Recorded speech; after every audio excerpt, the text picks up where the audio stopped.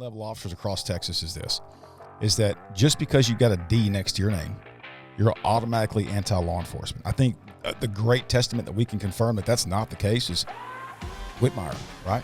When he was in the Senate. Now, I'm not saying that they're going to be as pro-law enforcement as some of the Republican state reps, but that's not the case at the Capitol. Welcome back, viewers, watchers, listeners. I'm your host, Tyler Owen. We have our legislative liaison team on the last day of session is today, coming to join us to give us an update and talk about the successes and everything that we have been doing at Tmpa, or they have been doing there at our state capitol. John Wilkerson and Bryan Flatt. Man, welcome back, first and foremost. I'm sure you guys are probably getting tired of Monster energy drinks and Advil for the foot pain and busting your ass there at our state capitol. So what y'all been up to? Oh, you just said it. Busting our ass at the state capitol. You know, putting in a lot of steps. No Monster drinks, just a lot of coffee. Well, I'm glad you don't drink Monsters. I cut that out, and I'll have to tell you later on off camera why. But anyway, welcome back, man. What's going on? Yeah, well, today is Sine Die. Day without day. Yeah. It means that there's no end to today. But it's weird. Yeah. Anyways, bottom line is the 89th session will be ending today, the regular session. So, any kind of excited thought about a continuation? No, rumblings, because last session I believe we kind of knew going into the last day that it was going to be a continuation of that. Yeah, coming into this session, we knew that the governor and lieutenant governor, they both had their priorities. Yeah. And the only one that was really talking about pushing a special session was the lieutenant governor, and that was if his Senate Bill 3, the THC synthetic ban, didn't pass. The governor's big ticket items were school choice, which got passed, and then bail reform. Now the question is going to be, out of the various bail bills that were filed, I think it was SJR 87 was the one that we all kind of knew it wasn't going to pass. Right. You have to have 100 votes in the House to get that, and it's that super majority, and we knew that wasn't going to happen. Yeah. So now the question becomes: is the governor going to be okay with what was passed? Yeah. I'm not hearing anything. Talking with A.J. Louderback the other day, he said that they're not hearing anything about a special session. So. Good. Yeah, we're looking forward to a little vacation. Well, and for those that don't know, this session with my role in communications, I work obviously a lot with our field reps and our training coordinators, but also with the ledge team. It's funny because they'll send me a text. It could be 10 o'clock at night. It could be 7 o'clock in the morning. Me and JW both share I wouldn't say it's a good quality, but it's a quality of life that we wake up stupid early in the morning. And so it's either me or Jay McClellan that wake up, earlier than 6 a.m. And so JW, we have a lot of conversations in the morning time, but, they'll send us a text and say, hey, we're fixing to go testify in the criminal jurisprudence committee or the pub ed committee. Can you kind of look at us and make sure? And so what we do is we record those out, push it out, and then try to, highlight their hard work. And so it's been, again, just from my perspective, the members really don't see you guys down there, and you guys are kind of the quiet heroes. Man, you guys have done a phenomenal job, and I'm sure you guys are anxious for this session to kind of end so you guys can take off a little bit, be with your friends and family, and enjoy some time, much needed time off. I will say that this morning I was planning on sleeping in a little bit, but apparently my body is used to getting up at 5 o'clock. Yeah. So I woke up well before my alarm. Understandably. So that's precious. Well, hey, speaking of Bryan Flatt, this is your first session. Bryan, for those that don't know, was our training coordinator for many, many, many years. Retired police officer from up the Panhandle, joined Tmpa. And, the great thing about Tmpa at the Capitol is it's so important is that if you don't understand law enforcement in general, how can you go to the Capitol and advocate for laws that are going to affect the men and women who are actually on the front line? And so, obviously, you have the background to do it. Your presence, anybody that knows you, you can talk with the best, and you sound educated, at least when you talk. And so, you're a great fit for the Capitol. This was your first session. How was it? It was interesting. I imagine. I had nothing to base it off of other than just listening to JW from his past couple of sessions. And I had never truly followed the legislative process right. Like I should have. like anybody in law enforcement should. And over the past couple of sessions, like when we were teaching legislative updates and stuff, I would ask people, how many people followed this last legislative process? And I followed it, but not near, obviously, to the degree I do now.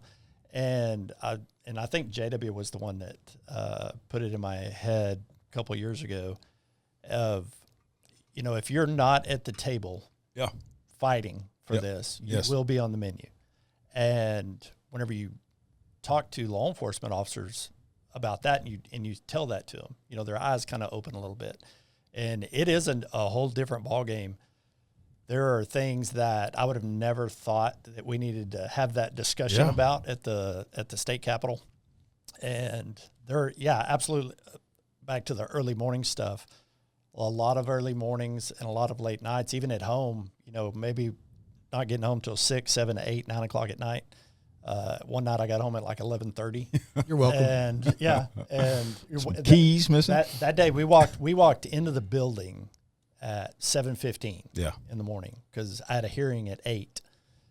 Well, it went for a couple of hours, and then they went into recess because they had to go hit the House floor, and then it started back up after they got through. And I didn't walk out of that building till almost 10:45. Well, what's crazy to me is that I think, and correct me if I'm wrong, and whenever you were training and your interactions with law enforcement, it's almost like when you start your career as a cop, you understand the penal code and how the laws are kind of to enforce it. You don't know how to be a cop yet until you're actually on the streets. But then at some point, about 5-10 years after the fact, you start understanding, oh shit, these laws that are coming out of the Capitol truly do affect how we do our jobs here on the street. And so then at some point, from that point, people start tracking bills and understanding kind of how the legislative process works. At least that's how it was for me. And that's kind of how I got involved with Tmpa's legislative team before I came to work here. But it's a fascinating process. And I forgot who said it. It might have been Mitch Landry, our deputy executive director. Our system of government in Texas is designed and built to kill bills. It's not designed to promote the success of getting bills passed, which makes it difficult for lobbyists and other organizations to get stuff passed. But it's just it's a magnificent process to see from the outside, to be involved with it, to testify on the committees. And so I'm glad you're down there. A cop fighting for cops just makes sense, especially with you guys down at the Capitol. And so I greatly appreciate it. And it really is early on. I think it was the organizational hearing for Homeland Security. And it was basically hey, come up, tell us who you are, what, basically what are y'all here for? And several other groups had gone up before me, and, they basically laid out their bio of who they were in the organization they were representing.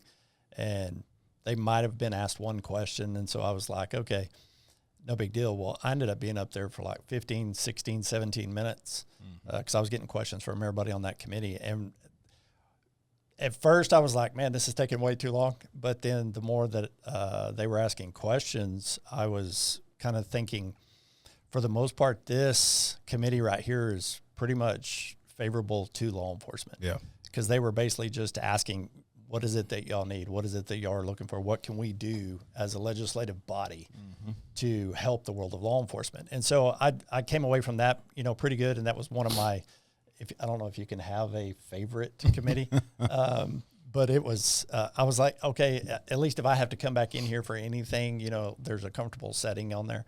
And you just always have to be ready for, to get challenged upon, on something. But for the most part, it was a great experience. And, I know my wife is happy that this is over. Oh, yeah, I'm sure. Even at night, at home, still listening, especially the last several weeks in particular. But even at night, we'd be sitting there watching TV, and I'd have my AirPod in my left ear while we were watching TV. And she's like, what are you doing? I was like, well, I'm still listening to this stuff. And I know one of the things that drives her crazy was the bell when it's time for the vote on the floor. Ding, ding. She's ding, like, ding. if I hear that again.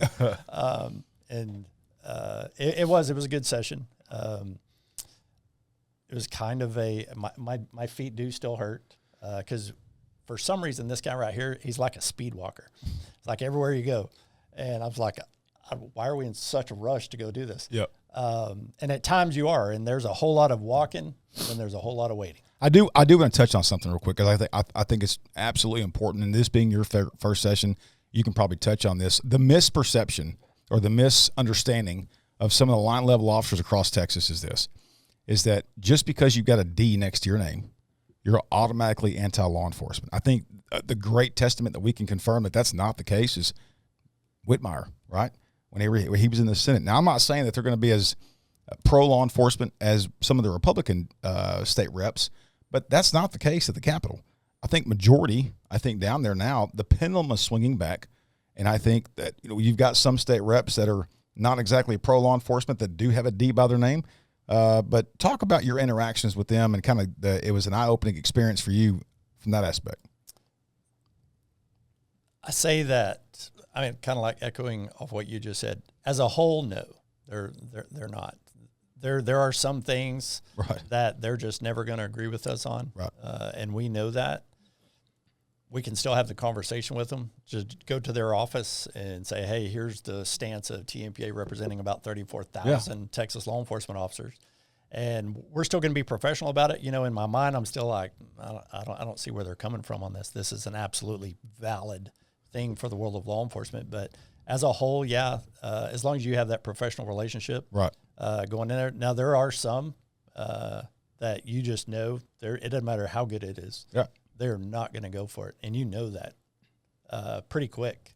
But again, we're going to be professional about it and go on. Well, and there's one state rep that, and I'm not going to name who it is, but they've got, I would consider it an anti-law enforcement door rug, or they did last session. I don't know how it is this session, but my point is that when you talk to, again, line level employees or officers across the state, they're like, there's no way I can speak to that individual. There's no way that I can have a conversation. And here's the reality. We can agree to disagree, but at the end of the day, there's a mission that you guys have to set forth and carry out, and it's not good for the overall law enforcement objectives and mission for you guys just to write that office off. You have to have relationships in every single office, regardless of their political views, because it benefits us in the end. Yeah, I want to kind of take that a little bit further. So that particular rep, Brian and I actually did sit in that office and have a conversation this session. It was on a bill that was in criminal jurisprudence committee, and if you weren't tracking that committee, I called it the Tannerite committee because it had all the right ingredients. Right, you had the far right Republicans, you had some of the far left Democrats, you had some that were there in the middle, and they were all part of this one committee. And I'm just thinking, man, just the right bill is going to shake this thing up, and it's going to cause it to explode. We never got to see that, but sometimes also what you're dealing with is you're dealing with misinformed, right? So I'll give you a great example. One particular state rep was working on a bill. He worked on it last session. We were opposed to the bill because it would, in essence, do away with Class C arrests. And so this session, I just get done testifying, sit down, and I get a text from the state rep. It says, hey, I'd love to talk to you about my bill. So they finish a committee, go down to his office, and it's the same bill that we opposed last session. I said, we're still going to oppose this bill, sir. And he said, well, what's wrong with it? And I said, you're doing away with Class C arrests. He says, that's not my intent. I said, well, that's exactly what that's going to do. And he said, can you show me where? And I said, yeah, right here. And he said, well, what if we just take that out? And I said, well, then we don't care about the rest. Then it's not a bad bill. And so anyway, it's come to find out that language was given to him by a special interest group. And so he doesn't know, right? He's not a state. I mean, he's not a peace officer. He's a state rep. I forget what he does on his private, what his private life is. I don't know, maybe a shop owner or attorney, something like that. So having those, like you said, having those conversations, being able to have those relationships, to pick up that phone and call them. Another one you're talking about, kind of the Republicans being pro law enforcement.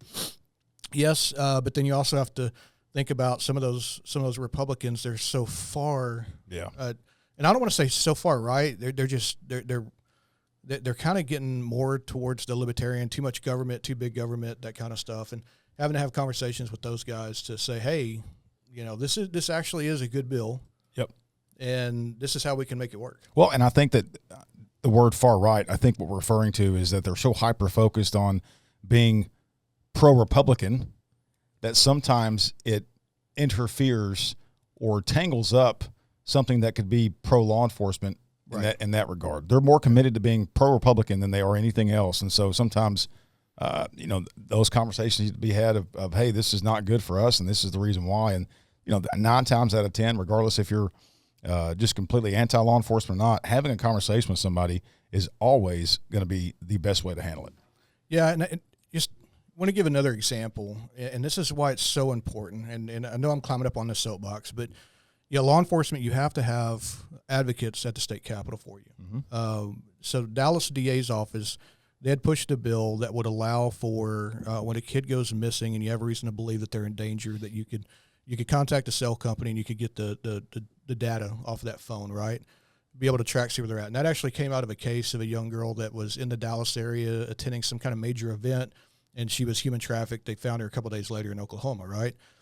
So they're trying to get this bill, and it ends up in front of the Criminal Jurisprudence Committee. So in that committee, you've got 3 Republicans that were just too much government is a bad thing, too much overreach, too much police power is a bad thing, got to find the right balance, et cetera, et cetera.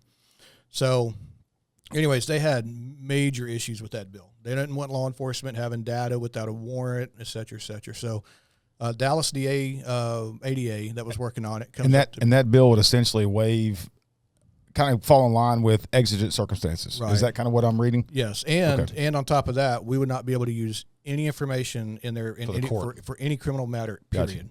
Gotcha. Right. But their issue was, well, you still have access to it. Right. So anyways, the ADA comes up to me and says, I don't know what we're going to do. We got to get this thing out of here. And I said, well, why don't we just add language to it that says that you can only do this if there's a amber alert, clear alert, some alert issued, right? And she says, well, that ain't going to change anything. We're ever going to do it. I said, but they don't know that. Right. Right. And so I go to one of the state reps and say, hey, if we put this language in there, what are you thinking? He says, you put that in there, I'll sign off on it all day long. Go to another rep. Hey, kind of here's the deal. What do you think? He says, put that in there, you got a deal. And I knew if those 2 would go for it, that third one would go in line with them. Yep.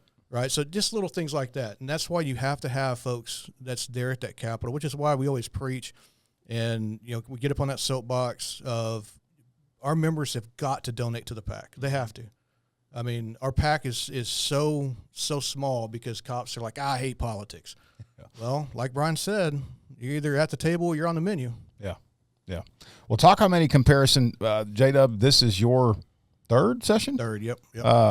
And there's been a lot of bills filed, not as many as last session, but nonetheless, there was quite a few bills filed. And talk about the comparisons of how they affect law enforcement, the ones that are pro-labor, pro-enforcement.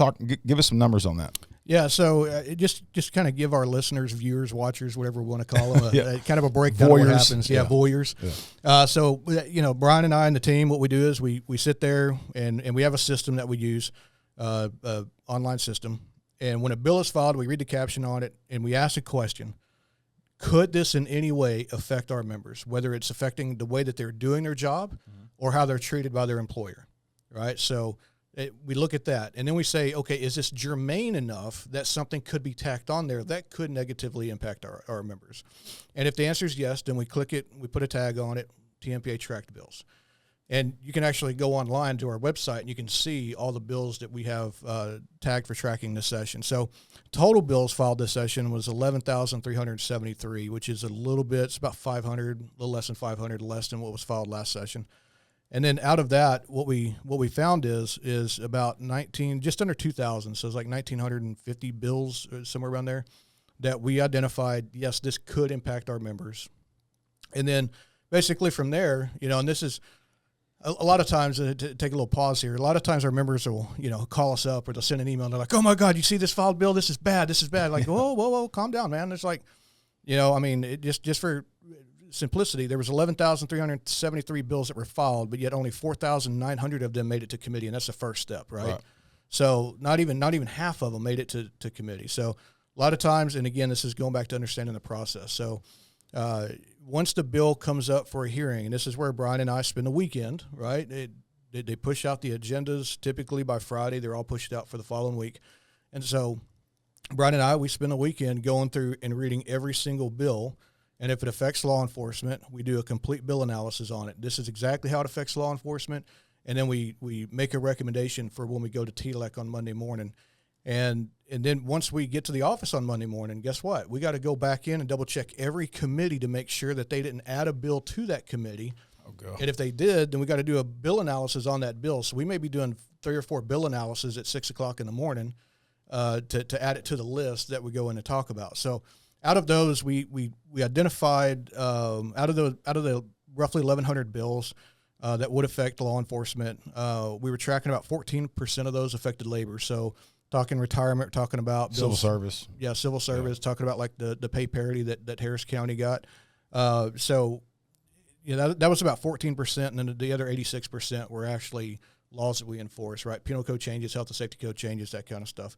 And then, from there, we work them, right? If it's our bill, if it's a bill that our members brought to us, we had a couple of those. Then we work them. We try to get them a hearing, and then when we get them a hearing, we try to make sure that we have somebody in line to testify in support of the bill, right? And then after the bill is heard in committee, then you're going around and you're talking to different offices. You're letting them know, hey, this is a good bill, especially the other committee members of that committee. Mm-hmm. That way you're whipping votes is basically what you're doing. So you can say, yes, this is a good one. You got their vote on it. And then after it gets out of there, then it goes to calendars. And then now you got to go whip the calendar committee. And then from there, it goes onto the floor. And then there it gets really busy because now you're not just talking about these 11 members of this committee and then these 8 members of this committee. You're talking about 150 members. Yeah. Yep. So it gets pretty busy down there, obviously, and that's just, one bill. And then you got to worry about amendments being tacked onto the bill. You got to worry about committee substitutes being tacked on in a committee. And then when it comes out of one chamber and goes to the opposite chamber, you got to repeat that entire process. So it's and then you're not just doing that on 3 or 4 bills, right? Brian was talking about I'm always walking in a rush. Part of that is because you gotta make these office visits. They have to know who you are, and not only know who you are, but they got to have your cell phone number. You have to have their cell phone number. I can't tell you how many times on the floor when they're talking about a bill, you'll have a state rep, that'll text you and say, hey, y'all stance on this bill. Text them back. We're neutral on it, or we're supporting that. One great example of why it's so important to have these relationships in a committee hearing one day, and there's a new state rep, and he's kind of one of these that, he filed a bill to require a search warrant for game wardens to go on private property, right? Also filed a bill to make it to where we couldn't make traffic stops in an unmarked vehicle. Okay. Right, so that kind of gives you the caliber, right? So sitting in committee one day, he's sitting up there on the dais, and he texted me about a bill. Here we go. I text him back, we're in support. He texted me back, my team has this. I said, no. I said, well, your team's wrong. And he voted for it. And every bill that came up, I'm texting him what our position is, and he only went against us on one bill. That's the importance of building relationships in that building. Yeah. Well, it goes back to exactly like we were talking about, is maintaining those relationships, far left or far right.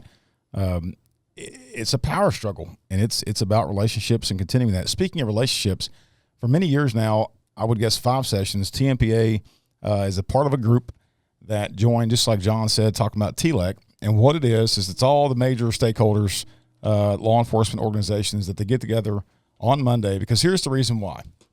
Let's say hypothetically that Bryan Flatt is a state rep and he serves on 2 or 3 different committees, and myself and John Wilkerson are with Tmpa or DPA or MP5, whatever it is. You're just a letter at that point. And so what TLEC does is it joins all the law enforcement organizations together, so where we can collectively walk in, and you may have a relationship with Representative Hefner's office. I may have a relationship with Representative Dean's office. John may have a relationship with this state rep. And so it unifies the voice across Texas to sit in one room, get these bills analyzed, and say, okay, guys, are we pro or against these, and how can we navigate through that? Talk about you were a chair of that committee, one of 4, I believe, us, Dallas Police Association, Houston Police Officers Union, and Harris County Deputies Organization. Correct. Great relationships, that long-standing relationships with TMPA. Talk about what it was like chairing that committee, but also the relationships that's built on top of that, and the extended network now we have with unifying those organizations together. Right. So one of the things that you have to take into consideration is all these legislators are elected by their local populace, right? Mm-hmm. And so having that coalition, it could mean the difference between a bill dying or a bill passing. It could also mean the difference between a bad amendment coming on a good bill and, in essence, making the bill bad when it started off good. And so being able to tap into those resources, take, for example, if it's a Houston-based bill or a rep from the Houston area and it's bad for law enforcement, being able to lean on Ray Hunt and say, hey, we really need you to put a little bit of pressure on this state rep or the senator, let him know why this is a bad bill, right? I can tell you a great example of one. One of the senators out of his area had good intentions on a bill that he filed, but didn't understand the impact that it was going to have.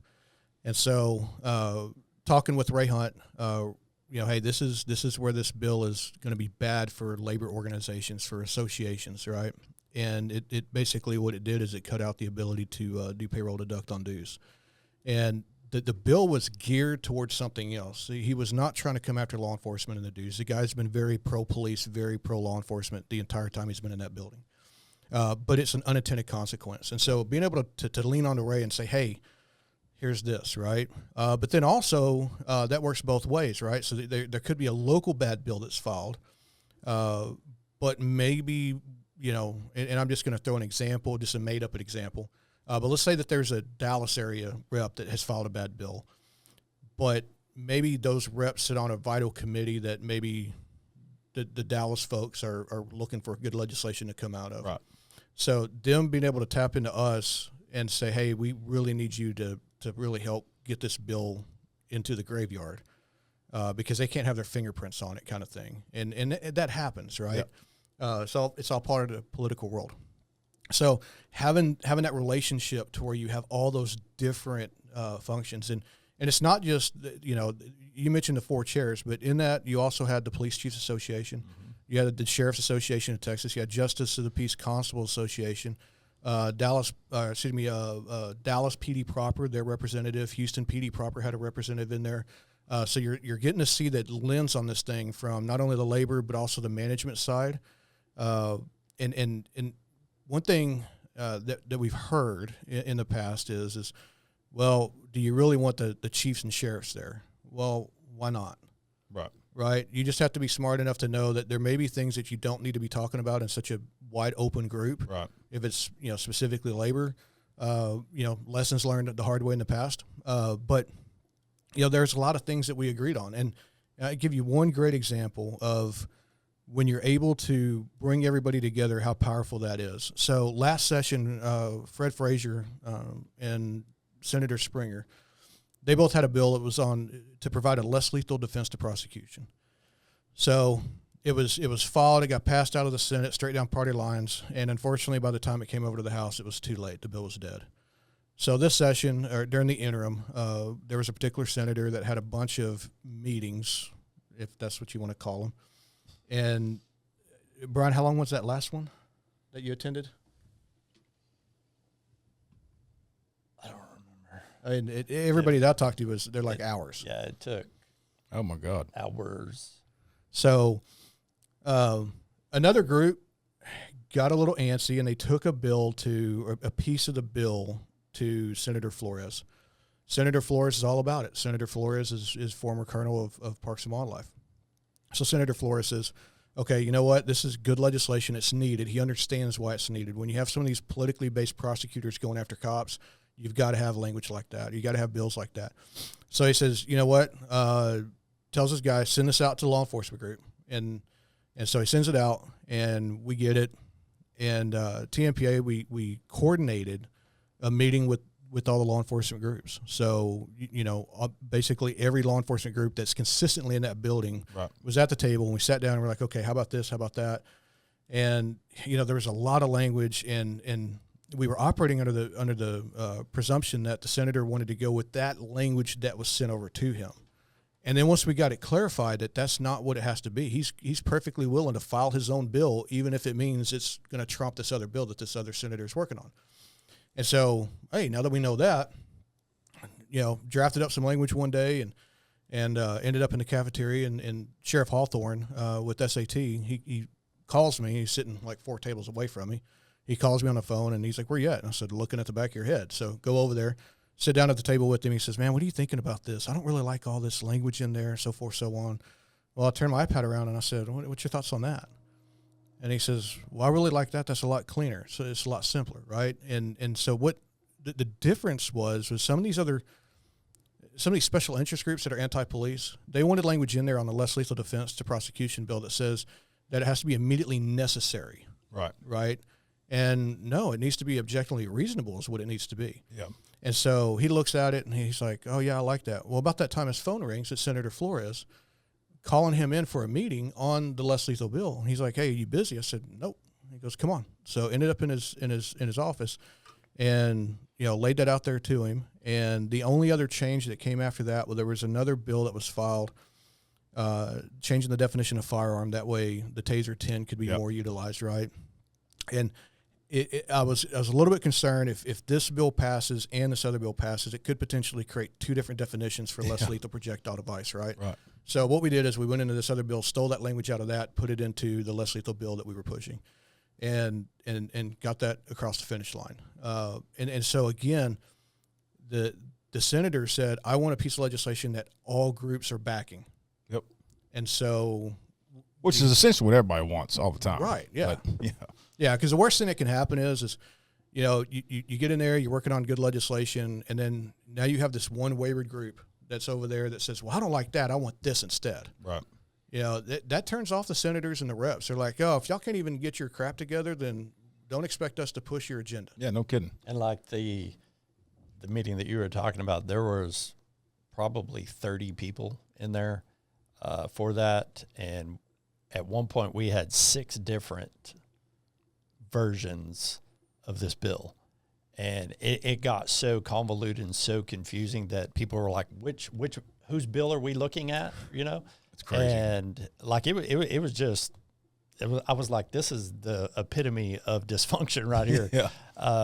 In my brain, like on the trying to change the definition, I even told the Dallas County DA, I go, "I just don't get this because that Taser 10 is not a firearm. Mm-hmm. It's not. Mm-hmm. I get that that's what they're using for the definition." I go, "But it's not. You know it. I know it." And he's still trying to work around things and everybody else. And it was so confusing.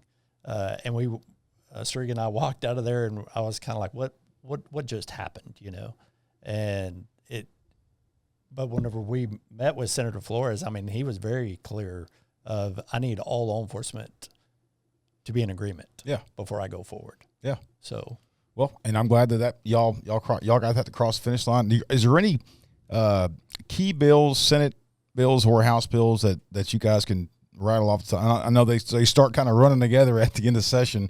The key takeaways, I guess, is what I'm saying. Yeah, this is the time of year where everybody that works in that building, you end up having dyslexia. Yeah. Because you get bill numbers crossed and everything else. So I mentioned there was a couple bills that our members brought to us, that we were able to get across the finish line. One of them deals with DWIs. T.J. Smetzer, one of our former board members, he had the bill brought up last session, and I forget why it died last session, but it did. But this session we were able to get it across the finish line. It was real simple. It just struck out language in there talking about executing a blood search warrant. Under the current statute, it says that it can be executed in any neighboring county by an officer authorized to make an arrest, right? And so when he called me about this, I'm like, "You are authorized to make an arrest." And he goes, "Well, no, the Dallas DA says we're not." I'm like, "Well, Dallas DA needs to read the CCP and case law, right? I mean, it's pretty clear." So anyways, it just clarifies, and it just strikes it out. So basically it says it can be executed in the county or any neighboring county by any peace officer. There you go. So easy fix there. Another one, one of our big ticket items for the past couple sessions has been workers' comp reform. Yep. And, last session we got a bill passed out of the House unanimously, got over the Senate, died in the Senate. This session we refiled the bill. It got a hearing, and one of the major players came out against the bill that did not come out against the bill last session. And unfortunately, the bill never made it out of committee. But one thing that we picked up on last session was there was this one section in the bill that the insurance carriers didn't want. and I want to take a little bit of time to explain this particular issue because it's really important. So the issue that they didn't like is we were going to open it up to where if you're denied your workers' comp claim, and now you've gone through your benefit review conference with TDI, and now you're going to a SOA hearing. Part of the reason why a lot of members can't find an attorney to represent them is because they're capped on how much they can be paid by the state. And if the attorney, you can go up to an attorney right now and say, look, I've got $5,000 I'll pay you to help me out. If they're caught doing that, they can get fined by TDI. And so the only way that they can make money is if it comes out of your benefits, and then that's capped at 25% of your benefits. So a lot of them won't take cases because then they have to travel. So it becomes to the point where they don't want to take the cases because they're not only going to not make money on it, but they're going to actually lose money. Yeah. So part of that is, okay, if we can, on the cases that need it, if we can get those hearings via Zoom, why not? Because now the attorney doesn't have to leave their office. They don't have to travel. They don't have to do any of that. So that opens up the ability for more of these attorneys to help out our members. Right. And so the insurance carriers did not like that part of the bill. And it's not the carriers. Carriers, I think what the deal was is they sent their lawyers to speak on their behalf. Yeah. Well, their lawyers, they don't want that because that's taking away billables for them that they can bill the insurance carrier, right? Yeah. So what we did is during the interim, we worked with TDI, Texas Department of Insurance, and we're like, hey, this is like a Doge thing, right? This is like cutting out waste and fraud. And we got TDI to actually approach an office about carrying that bill. So that bill actually got passed. And Good. So, and that's, that's one of those bills that is, it's not a big sexy bill, but it's something that's absolutely going to help out our members when they're fighting with the insurance carriers. Yeah. So definitely good on that. And then of course the less lethal defense to prosecution bill got passed. Austin Police Association was pushing a bill, a couple different bills. One of them was apparently, I'm not going to say which county in Texas that has a prosecutor that loves going after cops. Travis. Yeah. But we may or may not be here right now. Yeah. But they were pushing a bill that would take away one of that prosecutor's tools that they like to use, where they're like, oh yeah, the officer got involved in a shooting and it just didn't look good to me. So now I need to go after this officer, or maybe my constituency is blowing me up. So now I need to go after the officer. And I look at all the facts of it and I'm like, well, we'll never get a conviction on him for ag assault with deadly weapon or murder. So, let's just go after deadly conduct. And so APA was pushing a bill to get that changed where the prosecutors can't do it. And of course we backed them 100%. Right. Went and had meetings, explained to different reps, whatever, that, hey, this is what the bill does and why it's designed to get there. And that bill made it across the finish line too, got signed into law. Good. So. And maybe that'll be the upward rebound for these Austin and Travis County folks that are in law enforcement here, that we know adds to the complexities of the retention and recruitment crisis right here in the capital city. Is that issue right there was with the Travis County DA. And so maybe we can get that corrected. And another good thing that we got accomplished, and it didn't make it out of committee, but it's something really good that we got accomplished. We opened the conversation at the legislature for the Brady list. Oh, okay, good. So we got a hearing in Senate Criminal Justice, and we were pushing for an interim study on it. And we're still pushing for an interim study on it to try to, there's no easy fix. We've been contacted by a lot of members. Yeah. And they're like, well, it is an easy fix. Just do this. Well, what you don't understand is when you affect something here, it also affects something over here, right? And the biggest issue with the Brady stuff is the Michael Morton Act. Mm-hmm. And the Michael Morton Act is something that's needed, but because of the provisions that was put into there, it almost caused a overreaction by the prosecutors. Right. And so how do you fix that? Well, you have to open up that conversation in the legislature, because you don't go to any session and try to reverse Michael Morton. Oh, we can't. There's no way you can explain that. No. Not in a pro law enforcement way, for sure. Right. So maybe we're looking for some legislation next session, the 90th, I guess, to address the Brady issue. Yep. Hopefully so. Well, anything else we didn't cover? Brian? Real quick, what JW talked about, and kind of along the lines of the TLAC stuff and all the relationships in the building. Like there's meetings in there, and pretty much any hearing that there's going to be, you're going to have the other side of the table, that are basically against the law enforcement groups, the civil rights, the ACLU, and things like that. While there's some that, like there's one guy in particular on the civil rights side of things, man, this is like the nicest guy. Like he's not intimidating in any way, shape, form, or fashion. He's very articulate, ACLU, very professional.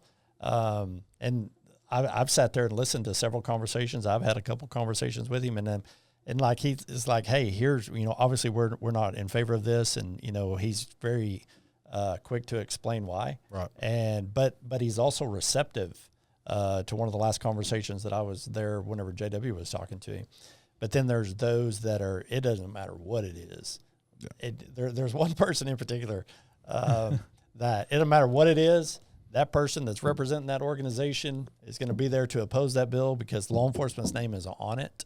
And I kept joking, and maybe if I see that person next session, she'll be there. I'll actually, I was trying to avoid whether it was he or she, but so to go up and just say, hey, look, let's just have this conversation.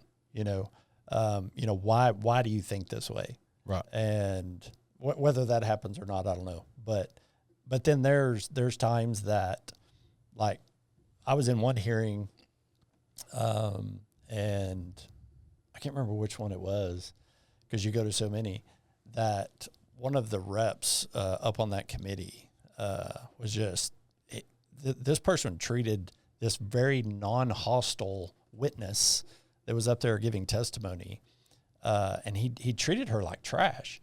And he became so irate, basically because she was not able to answer the question the way that he wanted it answered. She was in no way confrontational whatsoever. She was very professional about it, and it made him mad. And he was such a jerk to this witness that when I got home that night, I told my wife, I pray that I'm never on a committee. Yeah. And that person tried to treat me like that. I mean, it was 100% disrespectful. In all ways, shape, form, or fashion. And then there were times where, there was a rep up there that supposedly was former law enforcement, and there was a large law enforcement presence in that hearing room. And for the most part, everybody was at the back of the room. But there was easily 30 plus law enforcement personnel in there because you had a lot of uniforms in there. Yeah. And this rep made it a point to basically call out, and I see all you law enforcement back there, and I know your stance on this, but this is my stance, And so part of the takeaway for me on all of this was, and I've told my wife, I've told a lot of people that the amount of unprofessionalism that is in that place was truly shocking to me. Yeah. And that goes back to, it seems some people, right, not all state reps, in a very, very, very select few, some of them remain more committed to the political affiliation or political party than what their constituents elected them to do, which is to be the representation of that district, right? And politics is a weird game, but just like you said, you can have a seat at the table or you can be on the menu. But it's interesting to see it unfold, and usually when that happens like that, the usual situations where you see a political person, whether it be on a local, state, or even federal position, when they're like that, they've got higher ambitions to move up the ladder and be something bigger, and that to me that's a problem. Stay true to who you are, and do what's right when nobody's looking, and there's not going to be any issue. So going off what you just said there, I was at a conference last year, and I think he was the president of Oakland, California's POA. Isn't he an Irish guy? Yes. So you know what I'm talking about. Yeah. Great guy. Yeah. And he was talking about politicians, like true politicians. He goes, politicians only worry about three things. Number one, getting elected. Number two, getting reelected. Number three, getting elected to a higher position. That is the only thing that they care about. And there were several times that I thought about that during this session. I imagine. Some like they're apparently kind of lifers down there. Right. And I'm like, okay, well they're stuck here. They're not gonna go anywhere else. But the part of some of this, there was one night. It was just one of those crazy days at the Capitol, and I got home, and my wife asked me, she goes, well, what happened today? And I go, I'm not sure. I'm not really sure just exhausted. What took place today. Yeah. Because it was just so, like the drone bill that first came out. Oh, yeah. And we heard, hey, it's going to get pushed because it was Representative Hefner's bill, so it's going to be heard at the very last. And that day for that hearing was a whole lot of anti-communist countries things.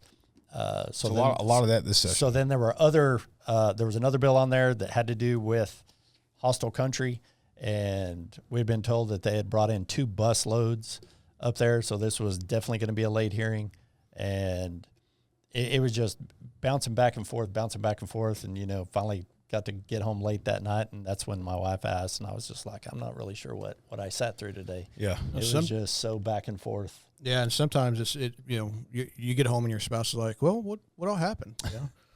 And it's on a standard day, especially closer to the end of session, it just to give the listeners and viewers a kind of an idea, you can walk into that building saying, all right, today I'm going to focus on getting this bill across the finish line. And you walk in there and you get a phone call from one of the state reps, says, hey, meet me in the bullpit, which is where the legislators enter the chamber, right?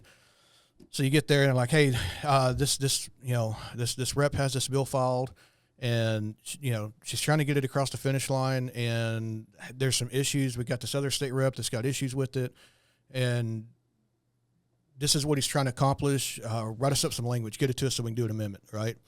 And that bill was actually good. It got passed, and this is another thing to take into consideration. This was a Democrat bill that was designed to be harder on crime.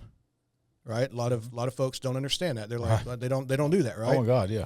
So you had a Democratic bill that was designed to be harder on crime, and you had a Republican that did not want the police targeted by using that same bill. And basically, what the bill did is, and it passed it. It basically says if you commit a violent offense and you're wearing body armor, that's going to be an enhanced penalty, right? So obviously, we all observed the fact that, oh crap, now you're going to start seeing, the Travis County DA enhancing charges on police officers because we're wearing body armor, right? It's part of our job. So anyway, we walk into the Capitol and we're like, okay, this is what we got to get going. And then you get that phone call. So you got to run up to the bullpit. You're in the E1 level, right? The extension on the north side. Well, now you got to run back, go up, to the floor. And this is the morning where the team was coming in behind me, and I'm texting them where I'm at. And I think every 2 minutes I'm like, I'm here, I'm there, I'm over here. and so, you're running back and forth. And so that consumes about 45 minutes of your morning on that bill. And then you have this other bill that another office is calling you about saying, hey, we have a problem with this. Can you come look at it? And then while you're walking to that one to deal with that particular issue, you're getting another phone call on another bill, maybe one of your priority bills. So now you got to divert and go handle that.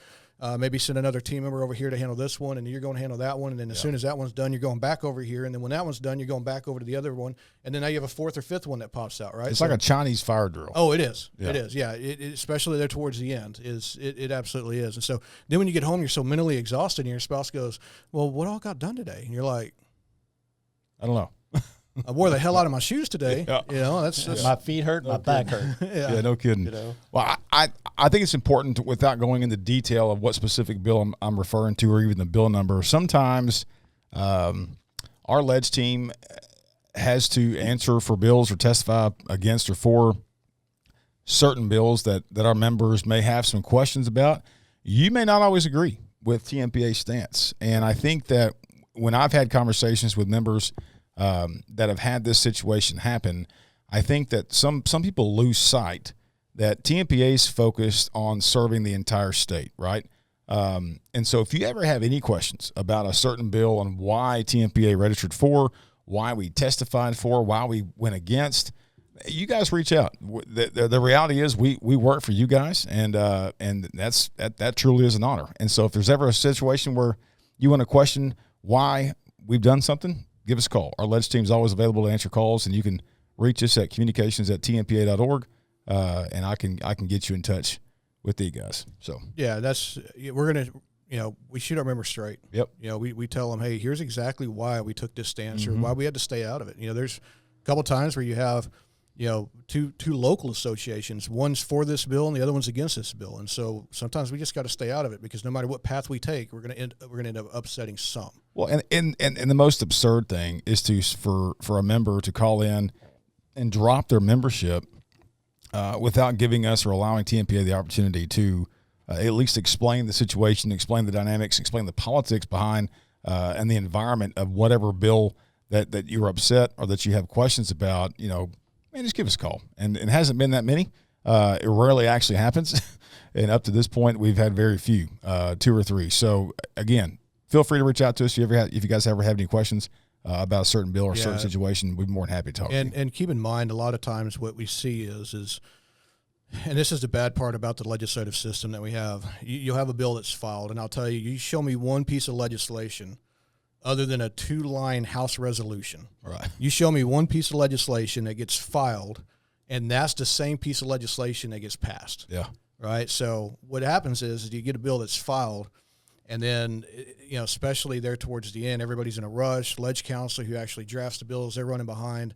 So they'll go and file a piece of legislation, and then they'll be working on the committee substitute behind the scenes. Sometimes we're helping them draft that committee substitute, finding the right language for it. And then they'll go to the committee hearing, and they'll lay out the committee substitute, but none of it's available online yet. And so a lot of times it's just simple miscommunication, right? Sometimes, and I've had several calls from members, or they'll email in and I'll call them. They're like, "Hey, why didn't you guys support that?" And we're like, well, because we knew that there was a committee sub coming, and what was in that committee sub we had concerns with, and we're working with the author to alleviate those concerns. Right. So, or vice versa, right? Hey, how come you guys didn't oppose that? Well, because we went to their office and we said, hey, this is bad, and we're going to have to oppose it if you don't do X, Y, and Z. And they're like, oh, we promise, just do us a favor, don't testify against it, don't register against it. Just if you want to be on it, be on it. And then that lets everybody know that you guys are tracking this, and they're going to reach out to you. So that's, there's different angles that you have to take. There's always a reason. Yes. There's always a reason for every single play and move that we do there at that building. So, guys, I can't thank y'all enough. I'm super excited for you guys to be able to kind of relax and for the maybe week or 2 that you guys are.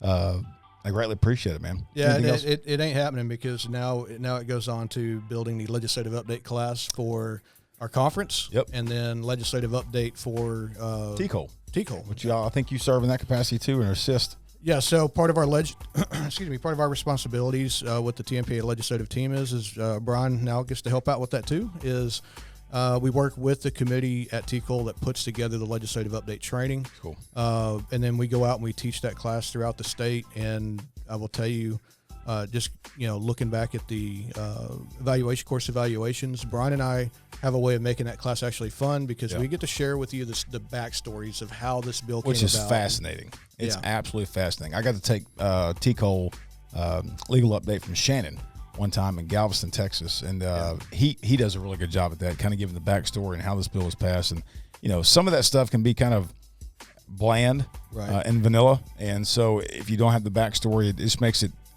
fun and interesting, and it makes it more ways for us to be involved and more informed. So. Speaking of which, Brian and I, we've been living under a rock for the past several months. So talk to us about the conference. What's going on with the conference? July 26th to the 28th there at Houston. It's going to be at the Hyatt Regency downtown Houston. Going to be a great time as usual. We'll be there Friday night. Got dueling pianos after the opening ceremonies. And then Saturday is a full slate to include spousal events, the purse bingo like we usually do. Painting with the Twist is on Sunday, and it's just going to be a great time. The only concern that I've got is the parking, and we're going to try to put some more information out to our members about how and where you can accomplish those. Man, it's going to be a good time. Is that the one with the Texas pool? No. That's the I think that's the Marriott, but we're going to be at the Hyatt Regency, and so going to be a good time. And it's our 75th anniversary. It is. 75th. So we're going to be down there July 26th to 28th. And I think you guys are doing a ledge update with some couple of elected officials Saturday. Whatever y'all tell us we're doing. Yeah, they're going to be down there with us with some local. I believe we're trying to get Mayor Whitmire He's going to be one of our guest speakers, I think, on the opening ceremony. So it's just going to be a good time, as every conference is. So good deal. Good time to remind folks, if you're not a member or not donating to the Tmpa PAC, do so now. It's so crucial for you guys to be involved and to allow these guys the funding that's much needed there at the Capitol, at the state, federal, local level. So it's just $2 a month from every member. We would be setting pretty good within a couple months. So you guys take care, stay safe, God bless you, and as always, may God bless Texas.